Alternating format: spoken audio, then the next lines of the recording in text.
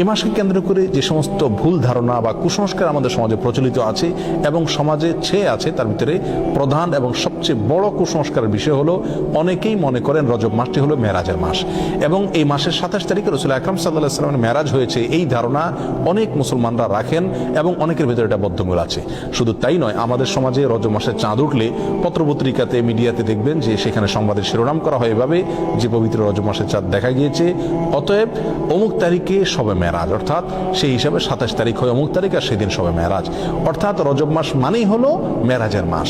এ মাসের মূল প্রতিপাদ্য বিষয় হলো মেরাজ, যার কারণে এই মাসের অনেক ফজিলত এবং অনেক গুরুত্ব এবং মর্যাদা আছে বলে অনেকে মনে করে থাকেন, অথচ এর সাথে কোরআন এবং সুন্নাহর ন্যূনতম কোনো সম্পর্ক নাই।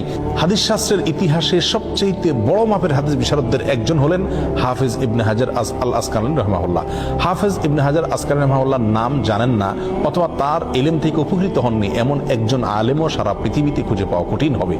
সেই হাফেজ ইবনে হাজার আল আসকালানি রাহিমাহুল্লাহ বলেছেন যে ওয়াদাকারা বাজুল কুসা আছে, কোন কাহিনী রিসাইটার, কোন গল্পবাজ বক্তা তারা মানুষদেরকে বলে বা গল্পবাজ লেখক তারা মানুষদেরকে জানায় যে নবী ইসলামের মেরাজের ঘটনা নাকি রজব মাসে হয়েছে এবং রজব মাসের 27 তারিখে হয়েছে।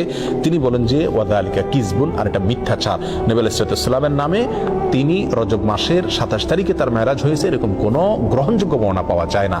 নবী ইসলামের মেরাজ হয়েছে এটি ঠিক এবং ইসরা হয়েছে সেটি কোরআন দ্বারা প্রমাণিত, বিদায় সেটাকে অস্বীকার করলে ইমানই থাকবে না, সেটি আরেক বিষয়। কিন্তু রজব মাসে হয়েছে এবং রজব মাসের 27 তারিখে হয়েছে, এর কোনো ভিত্তি, গ্রহণযোগ্য কোনো ভিত্তি কোরআন অথবা সহিহ সুন্নাহর কোথাও পাওয়া যায় না। নবী ইসলামের মেরাজটা ঠিক কোন মাসে হয়েছে, কোন দিনে হয়েছে, কোন সময় হয়েছে, এই প্রসঙ্গে ইমাম ইবনে তাইমিয়া রাহিমাহুল্লাহ বলেছেন যে বিশুদ্ধ কোনো বর্ণনা দ্বারায় কোনো মাসের কথা নিশ্চিতভাবে জানা যায় না, কোনো দিনের কথা জানা যায় না, কোনো সময়ের কথা, তারিখের কথা জানা যায় না যে অমুক তারিখে অমুক দিনে অমুক মাসে নবী ইসলামের মেরাজ হয়েছে। মেরাজ হয়েছে এটি নিশ্চিত, কিন্তু তার তারিখটা সংরক্ষিত নয় এবং এ বিষয়ে যতগুলো বর্ণনা পাওয়া যায় তার কোনোটি গ্রহণযোগ্য নয়। বিধায় এই মাসকে মেরাজের মাস এবং এই মাসের 27 তারিখে শবে মেরাজ এর রাত মনে করে সে রাতে বিশেষ কোনো আমল করা, এই রাতকে বিশেষ কোনো পদ্ধতিতে উদযাপন করা, এটি হলো রজব মাসের সবচেয়ে বড় বিদআত, যার সঙ্গে ইসলামী শরিয়ার কোনো সম্পর্ক নাই। সম্মানিত ভাই বন্ধুগণ, আমরা সেই আমলটাই করব সওয়াবের উদ্দেশ্যে যে আমলটি কোরআনে অথবা নবী ইসলামের হাদিসে বর্ণিত হয়েছে। এর বাইরে কোনো কিছু যদি আমরা করি সেটার নাম বিদআত হবে। বিধায় রজব মাসকে কেন্দ্র করে এই মেরাজ উদযাপন করা, শবে মেরাজ উদযাপন করা, এগুলো সবগুলো বিদআত হবে, এগুলো সবগুলো পরিত্যাজ্য হবে। আল্লাহ তাআলা আমাদেরকে বুঝার তৌফিক দান করুন।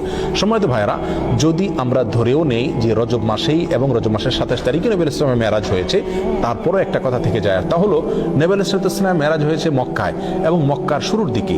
তিনি এই মেরাজের ঘটনার পরে মক্কায় দীর্ঘদিন ছিলেন, মদিনায় দীর্ঘদিন ছিলেন, তার মৃত্যুর পরে তার সাহাবায়ে কেরাম দীর্ঘদিন ছিলেন। এই দীর্ঘ ইতিহাসের কখনো সাহাবায়ে কেরামের কেউ অথবা নবী ইসলাম স্বয়ং নিজে কখনো এই মেরাজ উপলক্ষে কোনো প্রকার আমল, রাত্রি যাপন, দিনে রোজা বা কোনোভাবে এটাকে উদযাপন করা, আলোচনা, পর্যালোচনা করা বা এই ধরনের কোনো কর্মসূচি তিনি দিয়েছেন বা পালন করেছেন, এরকম কোনো কথা কোনো হাদিস থেকে পাওয়া যায় না বিশুদ্ধভাবে। অতএব এই আমলটি আমরা যারা করে থাকি রজব মাসকে কেন্দ্র করে শবে মেরাজের উদযাপনের আমল, এটি সম্পূর্ণভাবে বিদআত এবং পরিত্যাজ্য। আল্লাহ সুবহানাহু ওয়া তাআলা আমাদেরকে বুঝার তৌফিক দান করুন। এর সাথে ইসলামের শরিয়ার কোনো প্রকার সম্পর্ক নাই।